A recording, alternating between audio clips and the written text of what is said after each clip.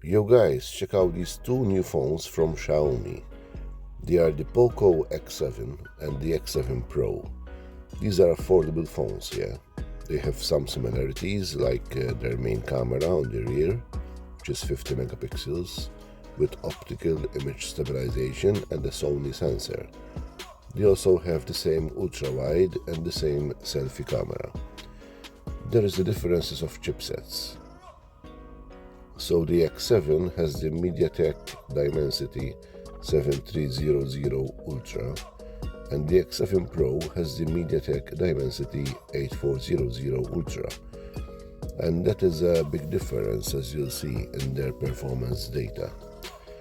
In this video, I'll go over the software, its benchmarks and similarities of course, and what you can expect out of these two Poco X7 phones from Xiaomi. The good news is with both of these Poco phones you do get a case and a SIM trade tool. There's a little bit of paperwork, so we have a warranty card and there's safety information. And just under this you'll see we have a TPU case, then the chargers. Other brands are removing the chargers, so it's good to see that it's not the case with these Poco phones. So here we have a 45 watts charger with the more cheaper model or affordable X7 model, and the 90 watts on the Pro. The build of both of them is quite different. You can see they look like they're not even both X7 phones with how different they are. The X7 Pro, which is right here, it's got the vegan leather on the back, it's slightly lighter. So this one weighs 198 grams versus the 185 of the other model. The Poco, the other model, has this plastic on the back there. You can see the branding there and the smaller Poco branding with the Pro model. Cameras. They are using the image stabilization and an 8 megapixel camera. 2 is our ultra wide now, the main camera having the optical image stabilization. Very good at this price point especially, and X7, the non-proof model, a very bright aperture of 1.5 on both categories of phones. For battery, so far the global versions are 6000 milliamp battery on the Pro versus a 5110 milliamp on the X7, while India market will get them 6550 milliamp versus 5500 milliamp batteries. We get the curved edges here all over the X7.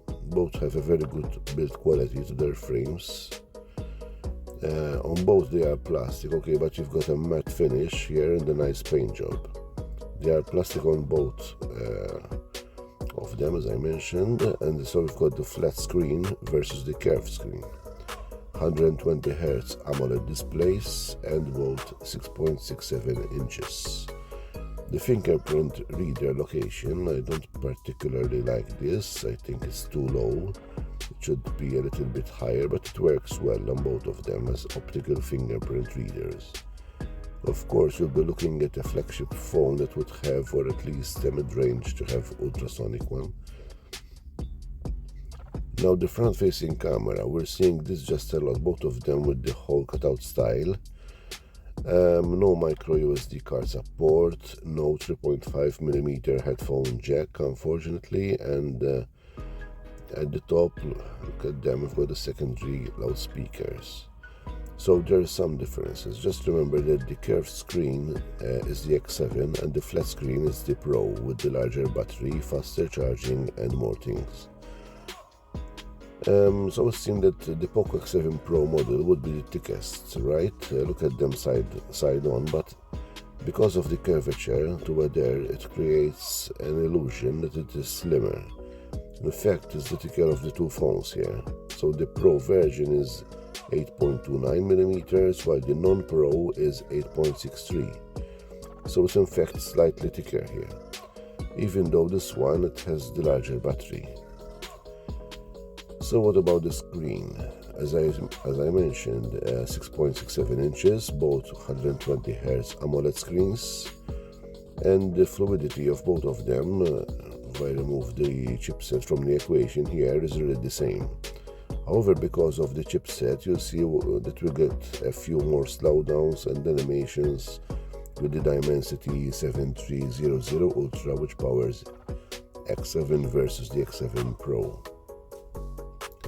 Now on paper they're supposed to be over 2000 nits when you're looking at HDR content. With the Pro, which is on the right of the screen, I measure close to 4800, and with this model here, the X7, the cheaper model, is just over 4200 nits. In direct sunlight you can see there is a little bit of a difference between them, both eligible, and they do have the 1.5K resolution, or both of them, so they look, yeah, both of them sharp.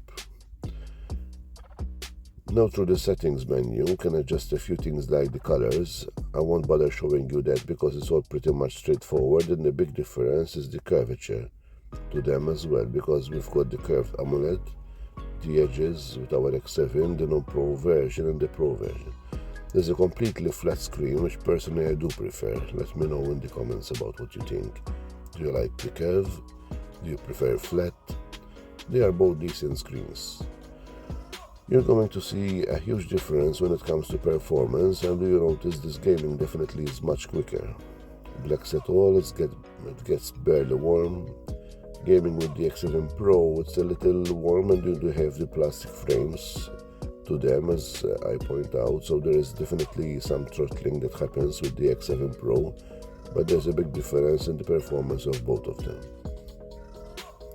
The more powerful chip, which will probably end up being a bit more efficient as well, and tasks, of course, the much larger battery capacity of 6000 mAh with our Pro model yielded 11 hours and 46 minutes, and the X7, it yielded 8 hours and 38 minutes, which is still good. It has a smaller battery, which is, as I've mentioned, 5110 milliamps.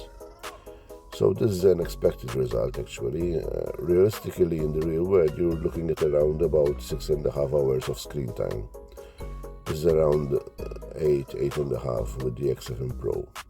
So both models do have 1.5K AMOLED screen resolution. They are IP68, both of them, and both have the dual loudspeakers. I believe they're using the same hardware because I can really not distinguish the difference between both of them. They are almost, I would say, identical when it comes to the loudspeakers too. Our front-facing cameras, we only get 1080p, 30 or 60 frames per second, no 4K here. Now it's a little bit of a breeze that might be coming through with the microphones.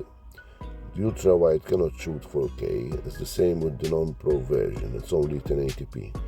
You can shoot without ultra-wide camera. It uses some very heavy electronic image stabilization. Very steady, but the quality is definitely lacking the resolution and details. I would love to have 4K footage video, and unfortunately we don't have the digital zoom here.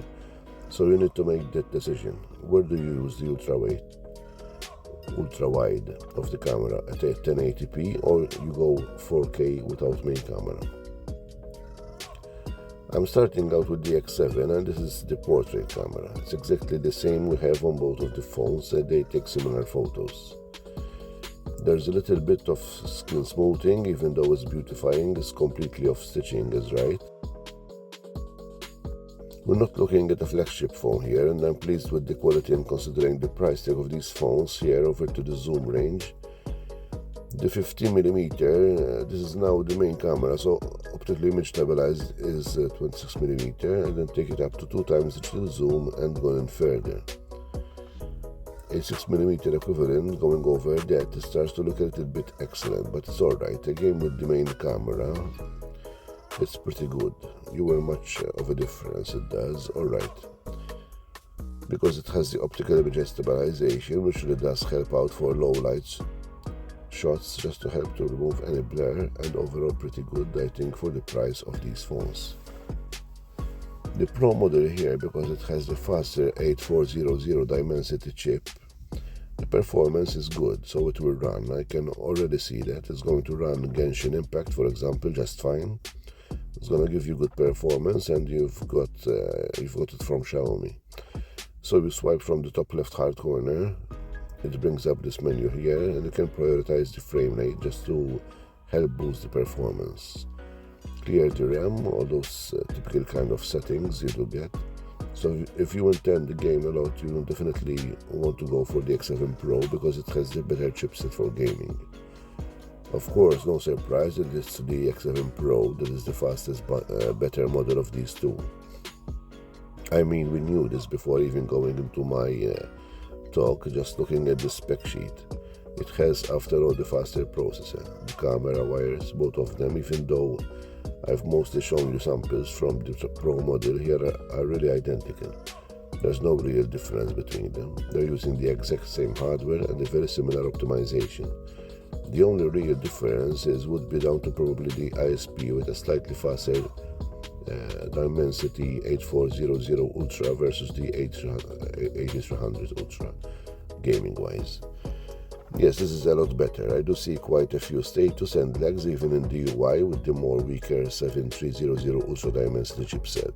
So that's a key area that I would say if you can afford to go for the X7 Pro, because in the long term it's just going to be better and straight out of the box, experience less lags and frame differences. When in the UI it did happen occasionally. I think some of it's down to ROM optimization from Xiaomi. Speaking of which, when you get these phones out of the box, I don't like the amount of still bloat.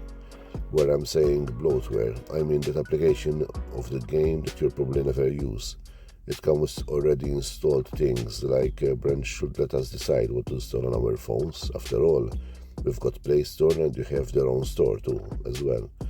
The other is the inbuilt advertisements. I have to mention this because it's not on. I think that should not exist at all. After all, you're paying the full price, right? For these phones, it's not like you got them for free or you're paying monthly.